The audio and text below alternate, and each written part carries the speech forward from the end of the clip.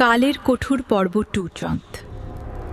দরওয়াজা একবার খুললে আর কভি বন্ধ নেহি হতা। কাল সারা রাত ঘুমের মধ্যে ছটপট করেছি। দৃশ্যগুলো কিছুতেই মাথা থেকে ডিলিট করতে পারছিলাম না। যদিও কাল চিলেকোঠা থেকে নেমে আসার পর রিঙ্গোর আচরণে বিন্দুমাত্র অস্বাভাবিকতা লক্ষ্য করিনি, তাই মাঝে মাঝে নিজের ওপরেই কেমন যেন সন্দেহ করে বসছি। দুঃস্বপ্ন দেখিনি তো কোনো? অনেক সকালে আমি অফিস বেরোই, তাই আর বেশি গবেষণার সময় ছিল না। দুশ্চিন্তাগুলো যতটা সম্ভব বাড়িতে রেখে শুধু এক রাশ ঘুম নিয়ে অফিস চলে গেলাম।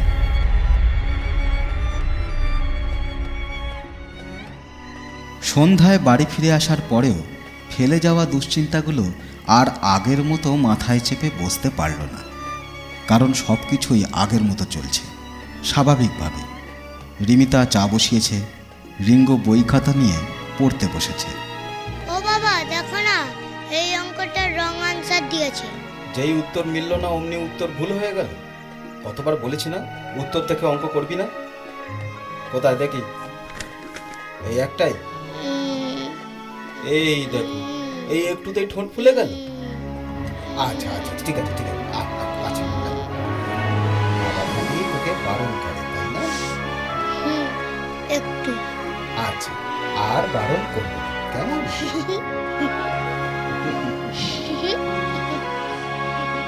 এই হাসিটুকু দেখার জন্যই তো আমার বেঁচে থাকা। এই তো আমার একমাত্র সবেধন নীলমণি। সেই জন্যই তো এত চিন্তা, এত ভয়। আমি ওকে আর একটু কাছে টেনে বললাম, তবে আমাকে একটা জিনিস প্রমিস কর। বল করবি? কি? চিলেকোঠার ঘরে আর যাবি না, বল। আমি যাই নাকি? মানে কেন মিথ্যে বলছিস রিঙ্গো? সত্যি বলছি বাবা, আমি তো যাই না। মাকে জিজ্ঞেস করো। থাক, তার দরকার নেই। তুই মিথ্যে বললে আমি অনায়াসে ধরতে পারি রিঙ্গো। আমার মন বলছে রিঙ্গো মিথ্যে কথা বলছে না। তাহলে আমি কাকে দেখলাম কাল? আমার ছেলের রূপ ধরে কে ঘুরে বেড়াচ্ছে বাড়িতে? ভূত প্রেত আমি বিশেষ মানি না, কিন্তু এই মুহূর্তে হাত পা ঠান্ডা হয়ে এলো আমার। আচ্ছা, এমনও তো হতে পারে রিঙ্গোর পার্সোনালিটি ডিসঅর্ডার হচ্ছে, তাই ও নিজেই ভুলে যাচ্ছে ও কখন চিলেকোঠায় যাচ্ছে। সেটাও তো কম ভয়ের বিষয় নয়। ইমিডিয়েটলি সাইকিয়াট্রিস্টের সঙ্গে কথা বলা প্রয়োজন। তার আগে রিমিতার সবটুকু জানা দরকার। ওকে ডাকার আগেই ও চায়ের ট্রে নিয়ে ঘরে ঢুকলো। আমি অস্থিরভাবে বলে উঠলাম, এই রিমি, তুমি দেখেছো তো এই কদিন ধরে রিঙ্গো ঘন ঘন চিলেকোঠায় যায়? কোথায়? ও তো সারাদিন এই ঘরেই ফোন নিয়ে পড়ে থাকে। কি বলছো কি তুমি? এই তো দুদিন আগেই তুমি সেই বারবার ডাকছিলে, ও তো এসে আমাদের সামনেই বলল চিলেকোঠায় ছিল। কারণ জিজ্ঞেস করতে আবার বলল প্রাইভেট। মনে নেই? কি যা তা বলছো গো তুমি? এসব কখন হলো? দেখ রিঙ্গো, তোর বাবার মাথাটা গেছে। জেগে জেগে স্বপ্ন দেখছে আজকাল। এই নাও চাটা ধরো তো। কি হচ্ছে এসব? আমার মাথা ভোঁ ভোঁ করছে। পাগলটা কে? এই মা ছেলে না আমি? তখন আর কিছু বললাম না। চাটা কোনো মতে খেয়েই ছুটলাম চিলেকোঠার দিকে। দেখি তো ফুটোটা এখনো আছে কিনা। না থাকলে না হয় ধরে নেব পুরোটাই আমার হ্যালুসিনেশন। ভেজানো দরজাটা খুললাম আলতো করে। ওই তো কালকের সেই ফুটোটা, 1 ইঞ্চিও নড়েনি। তবে রে, তত্তর করে নেমে একতলা হোয়াইট সিমেন্ট নিয়ে উঠে এলাম। হাঁপ ধরেছে অল্প।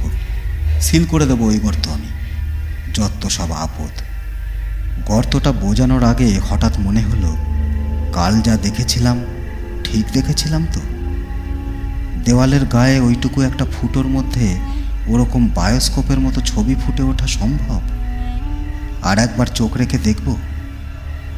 ষড়রিপুর লিস্টে জায়গা না পেলেও কৌতূহল মানুষের বড় ভয়ঙ্কর প্রবৃত্তি। সাহস করে চোখ রেখেই ফেললাম গর্তে। ব্যাস, আমার চোখ আটকে গেল। শুধু চোখ কেন, গোটা শরীরটাই। আমি হারিয়ে গেলাম। এক সম্মোহিত নিশ্চল দর্শক হয়ে গেলাম গর্তের ওই পারের পৃথিবীর। সেই রাত্রির আকাশ, সেই দাউ দাউ করে জ্বলছে কুড়ে ঘর,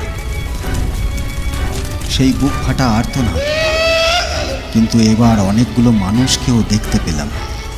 একজন জমিদার গোছের লোক, হাতে ছড়ি, পরনে জরির কাজ করা ধুতি পাঞ্জাবি, পায়ে নাগরাই জুতো, নিষ্ঠুরভাবে লাথি মারছে মাটিতে পড়ে থাকা একটা অর্ধনগ্ন অসহায় লোককে। হতভাগ্য লোকটার কাকুতি মিনতি ও কান্নার দমকের সাথে পাল্লা দিয়ে বাড়ছে সেই অত্যাচারী জমিদারের পদাঘাত। কতগুলো লাঠিসোঁটা হাতে ডাকাতের মতো দেখতে লোক, ওই জমিদারেরই লাঠিয়াল হয়তো। আর তো চিৎকার করতে থাকা এক অসহায় মহিলাকে টানতে টানতে নিয়ে যাচ্ছে ঝোপের ধারে। মহিলাটির কোলে একটা শিশু, কিছুতেই সেই শিশুটাকে ছাড়ছে না। বাকিরা টানা হ্যাচড়া করছে পাগলের মতো। শেষে শিশুটাকে ছিনিয়ে নিয়ে মাটিতে এক আছাড় মারছে। আমি সর্বশক্তি দিয়ে চিৎকার করতে গিয়ে বুঝলাম গলা দিয়ে এক ফোঁটা স্বর বের হলো না। আমি এই নৃশংসতা আর দেখতে পারছি না। আমায় বাঁচাও। আমার নড়াচড়ার ক্ষমতাও লুপ্ত হয়ে গেছে। কেউ যেন ঘাড় ধরে পড়িয়ে নিচ্ছে অতীতের কোনো পাপের আখ্যান। জমিদারের কথা স্পষ্ট শুনতে পাচ্ছি। আশ্চর্য, আগেরবারও দেখেছি, শুধুমাত্র গর্তে চোখ রাখলেই স্পষ্ট শব্দ শোনা যায়, যেন চোখ দিয়ে শুনছি, কানের কোনো ভূমিকাই নেই। মাটিতে পড়ে থাকা আধমরা লোকটাকে পায়ের তলায় পিষতে পিষতে জমিদারবাবু পাগলের মতো চোখ মুখ করে বলছেন, শালা, তুই আমার কুকীর্তি ফাঁস করবি? দেবনারায়ণের থেকে টাকা খেয়ে আমার ওপর চড় বৃত্তি করবি? সেদিন চাকর সেজে বাড়িতে ঢুকেছিলি না? বন্ধ দরজার ওপারে তুই তো সেদিন লুকিয়েছিলি, তাই তো? শালা বেজন্মা, চাবির গর্তে চোখ রেখে সব দেখেছিস সেদিন, তাই না? আমি বেদ বা কমলিনীর সাথে কি করেছি সব দেখেছিস। বল বল শালা, এখন মুখে গলুক কেন? বউ ছেলে হারানোর যন্ত্রণায় লোকটা বোধহয় ক্ষমা চাইতেও ভুলে গেছে। মাটিতে পড়ে গোঙাচ্ছে শুধু। আমার চোখ বেয়ে জল গড়াচ্ছে। ওই অত্যাচারী পিশাচ জমিদারের কণ্ঠস্বর শুনেই ঘেন্নায় শিউরে উঠছে গা। এই তো লোকে বসা হাঁটু গেড়ে। লাঠিয়ালরা কোনো পরিশ্রম ছাড়াই মৃতপ্রায় লোকটাকে বসিয়ে দিল। জমিদার একটা ছুরি বার করলো কোমরের কাছ থেকে। আগুনের আলোয় লাল হয়ে আছে চারিদিক। মৃত্যু যেন নেচে বেড়াচ্ছে নগ্ন পায়ে। অনেক জিনিস দেখে নিয়েছিস ওই চোখ দুটো দিয়ে, ওগুলোর আর কোনো কাজ নেই। দে দে দে দে দে দে ওগুলো আমায় দে, দে আমায় দে, আমায় দে। না না না! শেষ একবার আতঙ্কে মরণপণ চিৎকার করে উঠল লোকটা। লাঠিয়ালরা চেপে ধরল। আমি আমার পাথর হয়ে যাওয়া চোখের পাতা বন্ধ করার ব্যর্থ চেষ্টা করলাম।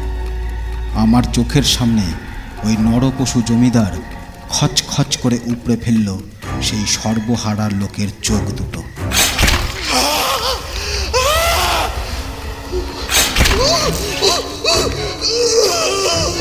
সে কি চিৎকার!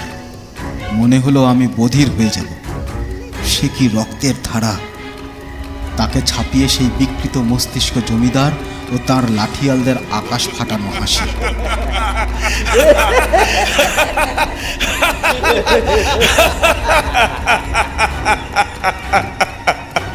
আমার প্রস্তরীভূত শরীরটা হঠাৎ মনে হলো হালকা হয়ে গেল।